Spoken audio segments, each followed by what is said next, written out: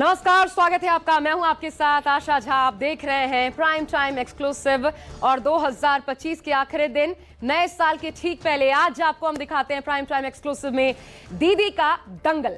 2026 के battle of Bengal को ममता बनर्जी किसी दंगल की तरह ही लड़ रही हैं। वो ताल ठोकती हैं, उनको चुनौती देती भाजपा को वो ललकारते हुए कहती हैं कि उनको छेड़ा तो वो देश हिला देंगी, सरकार को उखाड़ फेंकेंगी।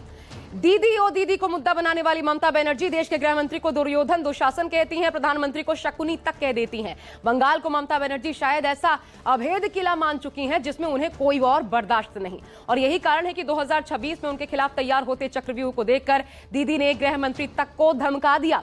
अपने बंगाल दौरे के दौरान गृह मंत्री जिस होटल में ठहरे थे, दीदी ने उस पर उलाहना देते हुए कहा कि अगर वो चाहती तो गृह मंत्री होटल से बाहर नहीं निकल पाते। तो दरअसल सवाल यह है कि बंगाल में चुनावी जीत के लिए ममता बनर्जी क्या हर सीमा और मर्यादा लांघने को तैयार है? बीजेपी ने आज गृह मंत्री को धमकी पर ममता बनर्जी को आड़े हाथों लिया, लेकिन इस सियासी युद्ध में कांग्रेस ने कूदकर दीदी को कवर फायर देने की कोशिश की। देखिए।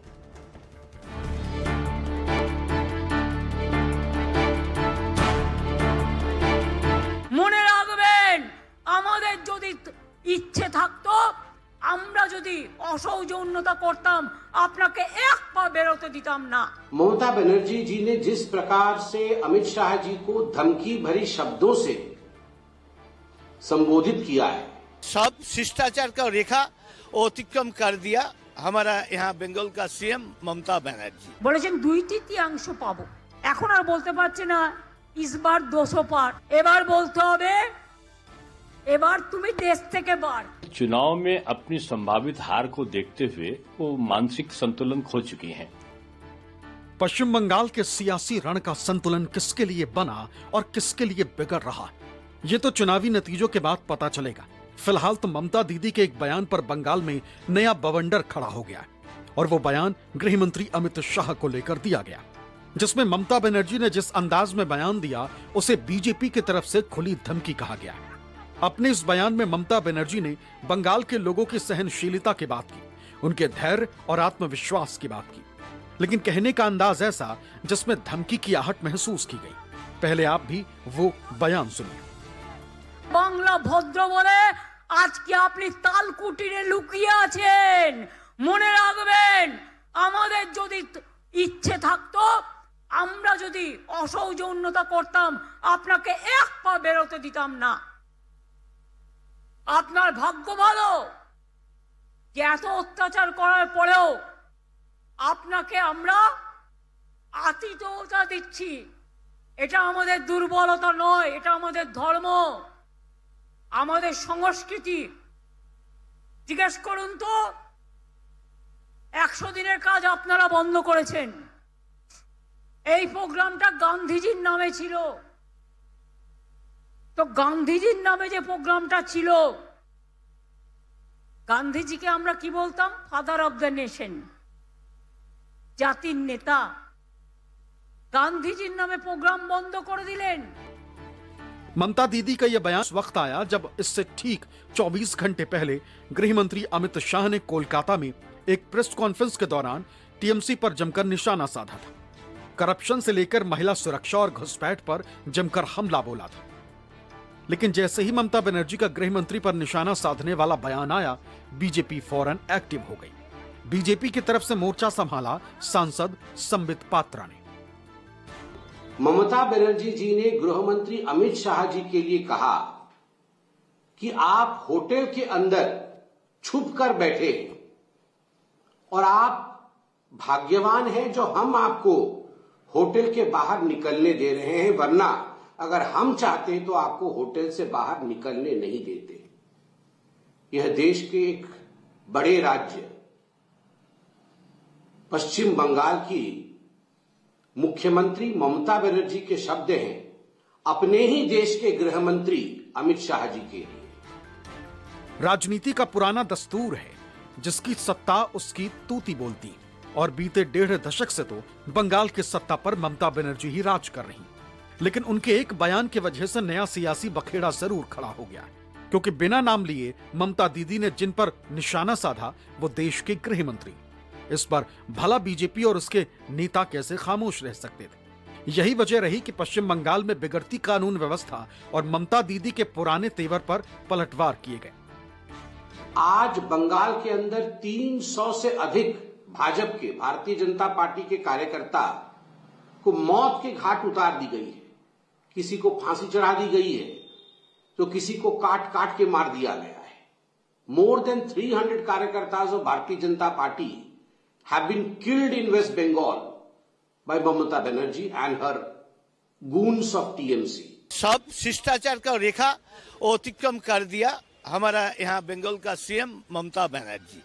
तो इसलिए उनका वर्कर भी ऐसा काम कर रहा है कि सांवैधानिक संस्था और जो जहाँ यहाँ कमीशन का आदमी को अटैक कर रहा है, तो ऐसा माहौल बना दिया। इसका बाद 356 ना लगे तो जनता तो प्रश्न उठा सकते क्यों, इसका पीछे क्या है, सेटिंग है क्या नहीं। बंगाल के सियासी रण को लेकर ममता वर्सेस अमित शाह सिर्फ धमकी तक सीमित नहीं, बल्कि लड़ाई बंगाल को जीतने की है। और इसी को लेकर सारा सियासी खेल चल रहा है, जिसमें मंगलवार को ममता दीदी पौराणिक महाभारत के किरदारों को खींच लाई थी। बीजेपी पर निशाना साधते हुए दुर्योधन और दुशासन का जिक्र किया था। इस पर जवाब बीजेपी के तरफ से भी आया। अब उनकी जवान पे जैसे लगता है लाल मिर्च डली हो, कभी अच्छा उनका निकलता नहीं है। अब शब्दों का जो जिन्न है वो उनको घेरे रहता है, और चुनाव में अपनी संभावित हार को देखते हुए वो मानसिक संतुलन खो चुकी हैं। चुनाव भले ही पश्चिम बंगाल का हो, लेकिन इस रण में बीजेपी के विभिन्न राज्यों के नेताओं ने एंट्री मार ली। बंगाल के सियासी किले को ढहाने के लिए बीजेपी ने अपनी पूरी ताकत झोंक दी। एक दिन पहले ही गृह मंत्री अमित शाह ने बंगाल में बीजेपी की साल दर साल बेहतर परफॉर्मेंस का जिक्र किया था। साथ ही दावा किया कि अब की बार बंगाल में 2/3 बहुमत से सरकार बनाएंगे। इस पर ममता बनर्जी की तरफ से पलटवार किया गया। मुझे पूरा भरोसा है कि 2026 में बंगाल में 2/3 बहुमत के साथ भारतीय जनता पार्टी की सरकार बनेगी। ये बंगाल की जनता तय कर बैठी है। इस बार कितना होगा? आज के नाকি বলেছেন দুঃশাসন বাবুদা, দুই চোখে, এক চোখে দুর্যোধন আর এক চোখে দুঃশাসন, বলেছেন 2/3 পাবো। এখন আর বলতে পারছে না इस बार 200 পার। এবার বলতে হবে এবার তুমি দেশ থেকে বার। বাংলা জিতে তোমাকে দেশ থেকে কি করে তাড়াতে হয়, গণতন্ত্রের মাধ্যমে দিল্লিতে পাঠিয়ে ইলেকশনের সময় दिल्ली का लड्डू দেখাচ্ছ। दिल्ली का लड्डू जो खाता है वो भी पछताता है, और जो नहीं खाते हैं वो भी पछताते हैं। अब दिल्ली का लड्डू ज्यादा खा लिया और खाने का जरूरत नहीं है। आप दिल्ली संभलाइए। बंगाल को संभालने के लिए आपको माफिक दुराचारी नहीं चाहिए। इसमें संदेह नहीं है कि बंगाल में बीजेपी की रणनीति अभी तक कारगर रही। चाहे लोकसभा चुनाव हो या फिर विधानसभा चुनाव, बीजेपी ने बेहतर प्रदर्शन ही किया है। लेकिन इस बार मुकाबला पहले से ज्यादा दिलचस्प हो गया है। बीजेपी ने टीएमसी पर जुबानी हमला बोला तो समर्थन में कांग्रेस भी उतर आई। फिर चाहे मौजूदा समय में कांग्रेस का बंगाल में कोई खास जनाधार ना हो। अमित शाह जी, आप होम मिनिस्टर है। बंगाल का नौजवान जब दूसरी प्रदेश में बंगाल में बात कर रहा है, वो जब खून हो रहा है, उसका बारे में एक भी शब्द आप नहीं बोल रहे हो, क्यों? आप बांग्ला भाषा का विरोधी है क्या? आप बंगाल का विरोधी है क्या?